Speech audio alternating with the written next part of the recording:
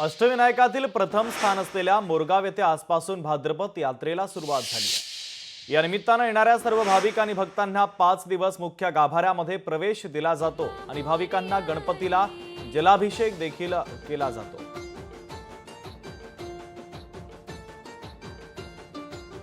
तर भाविकांसोबत आणि मंदिराच्या व्यवस्थापकांसोबत संवाद साधला आमचे प्रतिनिधी विकास कोकरे यांनी। पाहुयात। अष्टविनायकापैकी मानाचं स्थान असलेल्या मोरगावच्या मयूरेश्वराच्या भाद्रपदी यात्रेला सुरुवात झाली आहे। खरं तर या यात्रेला राज्यभरातून मोठ्या संख्येने भाविक येत असतात आणि आपल्या मनोकामना या श्रींच्या चरणी अर्पण करत असतात। खरं तर या 5 दिवसांचा नित्यक्रम काय असतो, या ठिकाणी राज्यभरातून नागरिक या ठिकाणी येतात, त्यांच्या भावना नेमक्या काय असतात या संदर्भात बातचीत करू आपण। इथले भाविक आपल्या सोबत आहेत, काय सांगाल, किती वर्षापासून तुम्ही इथे येताय आणि इथे आल्यावर नेमकी काय भावना असते?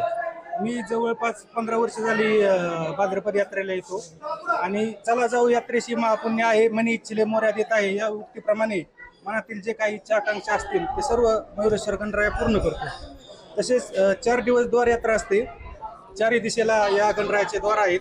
पूर्वेला धर्ममंडप, दक्षिणेला अर्थमंडप, पश्चिमेला काम मंडप आणि उत्तरेला मोक्ष मंडप अशी 4 द्वार यात्रा असते।